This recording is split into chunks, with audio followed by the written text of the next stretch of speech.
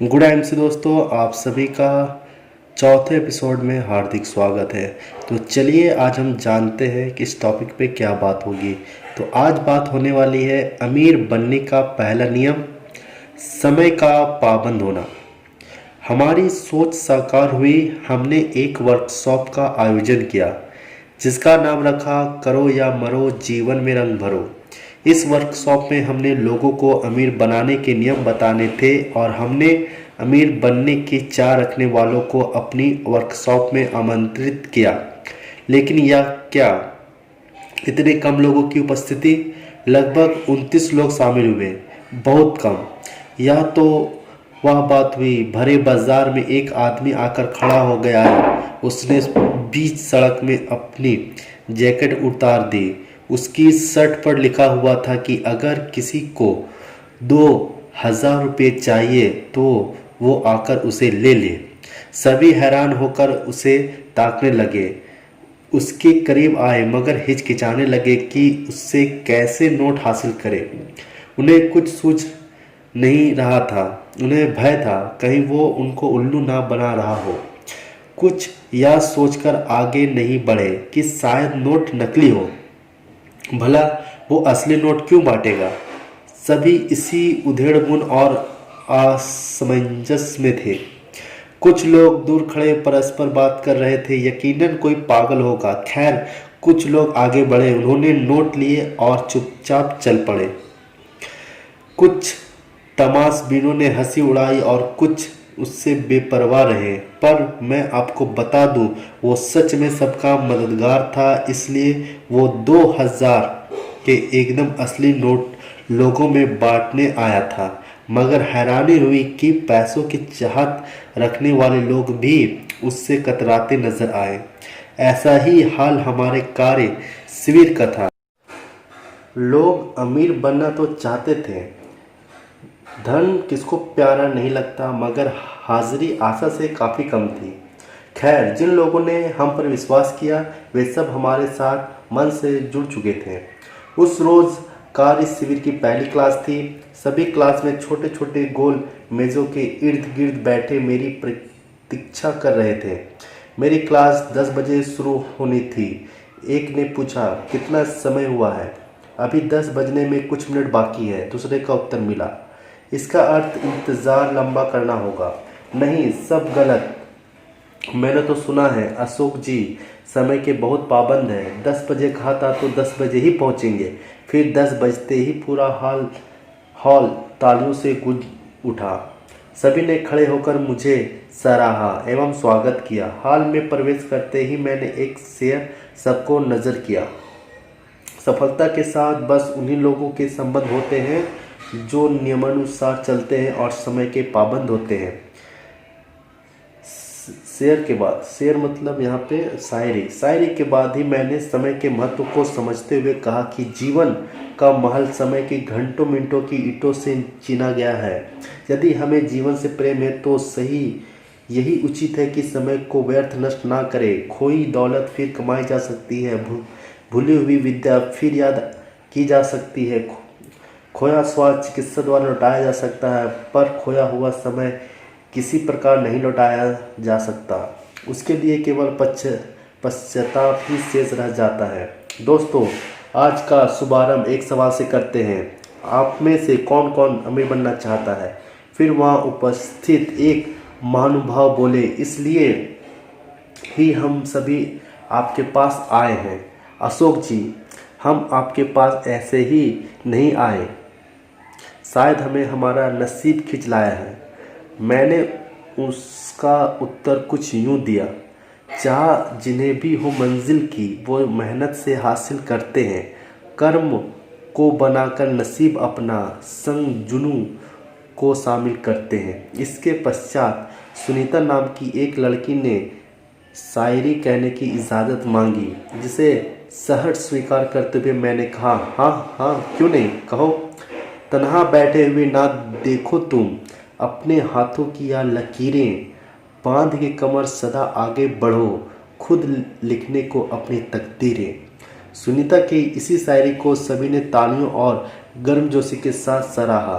शायरी का सिलसिला शुरू हुआ तो एक महानुभाव ने अपना शायरी पढ़ा। हर गुजरे पल पे तुम्हारा नाम होगा, वक्त के हर वक्र पे लिखा सलाम होगा। मुश्किलों का सामना हिम्मत से करना, फिर यह वक्त भी तेरा गुलाम होगा। सब तरफ से स्वर मुखर होने लगे। यदि अध्ययन के समय इसी तरह हंसी खुशी का वातावरण हो तो उस समय को 4 चंद लग जाते हैं। फिर मैंने एक और शायरी कह डाला। एक दिन हम आसमां को धरती पर उतार लाएंगे, अपने मजबूत इरादों संग हर पतझड़ में बहार लाएंगे। इस शायरी के साथ वातावरण में उत्साह भर गया, इरादों में मजबूती आ गई। उत्साहवर्धक तालियों की गड़गड़ाहट गूंज उठी और मैंने फिर बात शुरू की। दोस्तों, अमीर बनने का सबसे पहला नियम है समय का पाबंद होना। सदा स्मरण रखो, सफलता के लिए समय का पाबंद होना बहुत ज़रूरी होता है। परमात्मा ने समय सबको बराबर दिया है, अमीर हो या गरीब, समय सबके पास एक समान है। जितना समय अमीर के पास है उतना ही गरीब के पास भी। सबके पास एक दिन में 24 घंटे होते हैं, ना एक घंटा अधिक ना कम। सबके पास एक समान समय है। अब देखने वाली बात यह है कि हम समय का दुरुपयोग करते हैं कि सदुपयोग। देखो, इस संसार में नियमों की विशेष महत्ता है। चाहे खाना बनाना हो या जंग पर जाना हो, नियमों की अनदेखी संभव नहीं। कोई भी मंजिल हासिल करने के लिए नियम बनाने ही पड़ेंगे। दोस्तों, समय अपनी गति से भाग रहा है। निरंतर गतिमान इस समय के साथ कदम मिलाकर चलने पर ही मानव जीवन की सार्थकता है। इसके साथ कदम से कदम मिलाकर नहीं चलने वाला व्यक्ति पिछड़ जाता है। समय अमूल्य है। समय को जिसने बिना सोचे समझे खर्च कर दिया, वह जीवन पूंजी भी यूं ही गवा देता है। प्रकृति ने किसी को अमीर गरीब नहीं बनाया, उसने तो सबको मुक्त हस्त से अपना अमूल्य वैभव लुटाया है। श्रम तथा मेहनत, श्रम कहने का मतलब है परिश्रम, मेहनत तथा समय, इन दो अस्त्रों से सुसज्जित करके उसने सभी को धरती पर विजयश्री पाने के लिए भेजा है।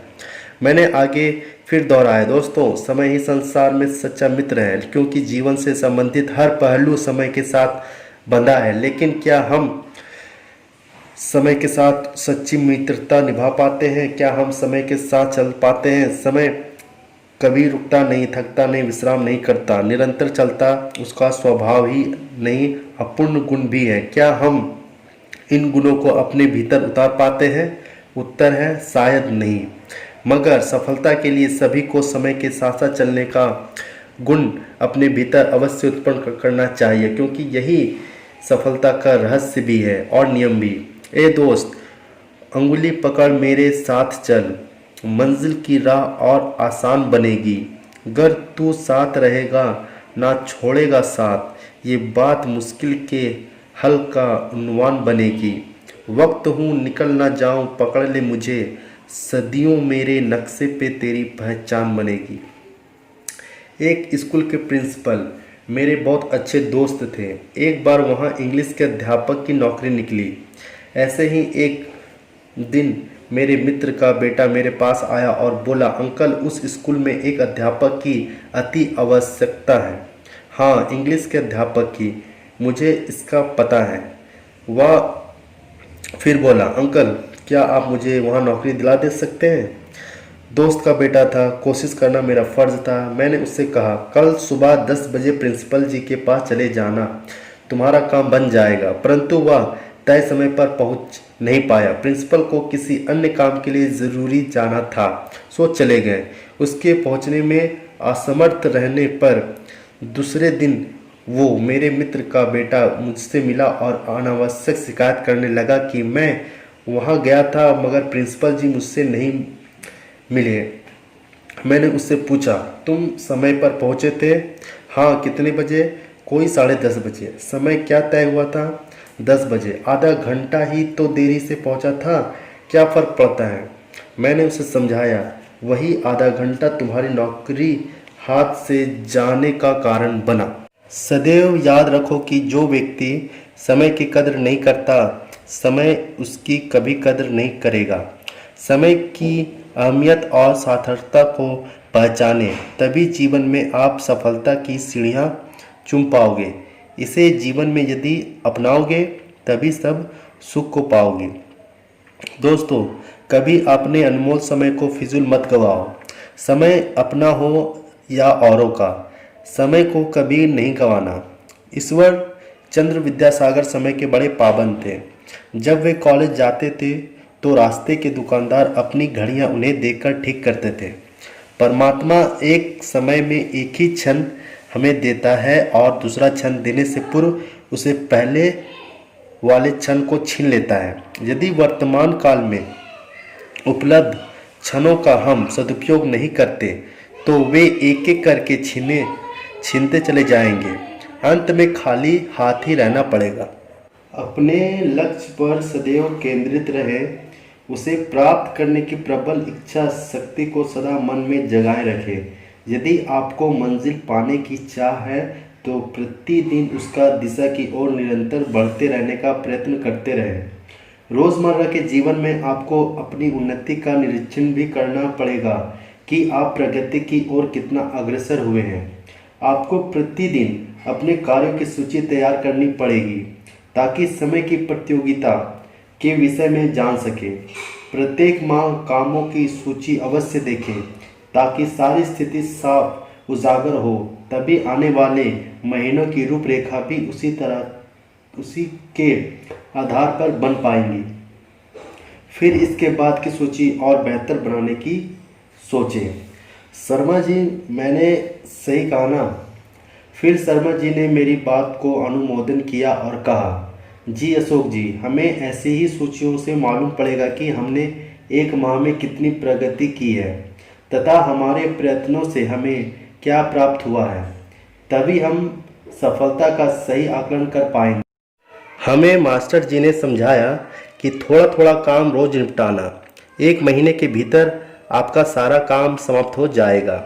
उषा के मन में यही विचार था कि ढेर सारी छुट्टियां पड़ी है, काम कर लूँगी। इसी उधेड़ बूंद में 10 दिन व्यतीत होता गया, मतलब बीतता गया। फिर उषा को डर सताने लगा कि काम को किस तरह खत्म करूं। जब वो विज्ञान का काम आरंभ करती उसे गणित याद आने लगता, जब वो गणित का काम आरंभ करती तो उसे अंग्रेजी का भय सताने लगता।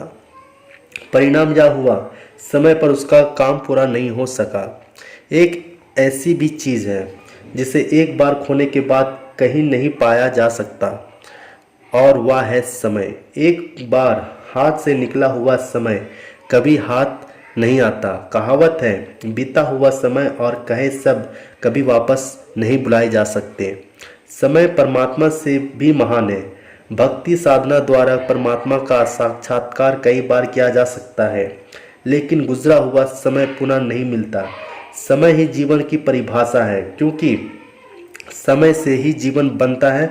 समय का सदुपयोग करना जीवन का उपयोग करना है, समय का दुरुपयोग करना जीवन को नष्ट करना है। समय किसी की भी प्रतीक्षा नहीं करता, वह प्रतिक्षण घंटे, दिन, महीनों, वर्षों के रूप में निरंतर अज्ञात दिशा में जाकर विलीन होता रहता है।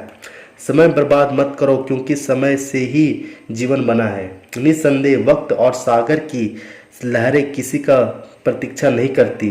हमारा कर्तव्य है कि हम समय का पूरा सदुपयोग करें। दोस्तों, कहते हैं कि जवानी में समय को विश्राम के नाम पर नष्ट करना ही घोर मूर्खता है, क्योंकि यही वह समय है जिसमें मनुष्य अपने जीवन का, अपने भाग्य का निर्माण कर सकता है। जिस तरह लोहा ठंडा पड़ जाने पर घन पटकने से कोई लाभ नहीं, उसी तरह अवसर निकल जाने पर मनुष्य प्रयत्न भी व्यर्थ चला जाता है। विश्राम करें, अवश्य करें। अधिक कार्य क्षमता प्राप्त करने के लिए विश्राम आवश्यक है, लेकिन उसका भी समय निश्चित कर लेना चाहिए और विश्राम के लिए ही लेटना चाहिए। निश्चित समय पर काम करने का अभ्यास डालें। याद रखिए, समय बहुत मूल्यवान वस्तु है। इससे आप जितना लाभ उठा सकते हैं उठाइए। आप वक्त को नष्ट करेंगे तो वक्त भी आपको नष्ट कर देगा। वक्त के सदुपयोग पर ही आप कुछ बन सकते हैं। समय का सदुपयोग करने वाले व्यक्ति कभी भी निर्धन अथवा दुखी नहीं रह सकते। मेरे इस वृत्तांत को सुनकर वहां उपस्थित एक व्यक्ति ने उदास होकर एक किस्सा सुनाया। आपने ठीक कहा अशोक जी, कई बार काम सही समय पर ना कर पाने से बहुत बड़ा नुकसान हो जाता है। हमारे गांव में एक गरीब किसान के घर की मरम्मत होने वाली थी। छत तो बहुत ही कमज़ोर हो गई थी। गांव के लोगों ने उसे नसीहत दी कि मरम्मत का काम बरसात के मौसम से पहले करवा ले, लेकिन वो रोज़ इस काम को कल पर टालता रहा। उसकी बदनसीबी, एक रात को बेतहाशा बरसात हुई। छत से पानी निरंतर टपकने लगा। हड़बड़ी में छत पर चढ़कर छत की मरम्मत करने लगा और अचानक छत गिर गई। लेकिन लोगों ने समस्त घर वालों को तो बचा लिया, मगर उस गरीब को बचाने में असमर्थ रहे। यदि वो समय रहते समय की सार्थकता को समझ गया होता तो ना छत को क्षति पहुंचती न उसकी जान जाती। ऐसी बहुत सी घटनाएं घटित होती हैं जो समय के अभाव में उत्पन्न होने वाली बेबस और बदनसीबी मिसालों को चिन्हित करती है। उस व्यक्ति की बात का जवाब देते हुए मैंने कहा कि यदि आप अपने परिश्रम के साथ ठीक समय का सामंजस्य नहीं करेंगे तो निश्चित ही उसका श्रम या तो निष्फल चला जाएगा अथवा अपेक्षित फल नहीं ला सकेगा। वक्त पर ना जोत कर असमय जोता खेत अपनी उर्वरता को प्रकट नहीं कर पाता। असमय बोया हुआ बीज बेकार चला जाता है। वक्त पर ना काटी गई फसल नष्ट हो जाती है।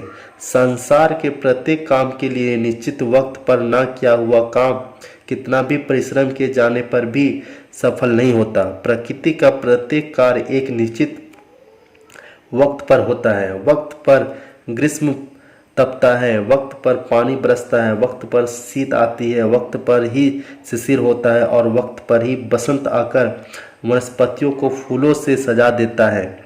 चांद, सूरज, ग्रह, नक्षत्र सब समय पर ही उदय अस्त होते हैं। वक्त के अनुसार ही अपनी परिधि एवं कक्षा में परिभ्रमण किया करते हैं। समय का चूक पश्चाताप ही हुक बन जाती है। जीवन में कुछ करने की इच्छा रखने वालों को चाहिए कि वे अपने किसी भी कर्तव्य को भूलकर भी कल पर ना डालें। जो आज किया जाना चाहिए, आज के काम के लिए आज का दिन ही निर्धारित है। आज का काम कल पर डाल देने से कल का भार 2 गुना हो जाएगा, जो निश्चय ही कल के समय में पूरा नहीं हो सकता। चाय का समय हो चुका था। छोटे से अंतराल के बाद 12 बजे मैंने सबको सफलता का दूसरा नियम समझाना था। स्वदेशी अपनाएं, देश बचाएं।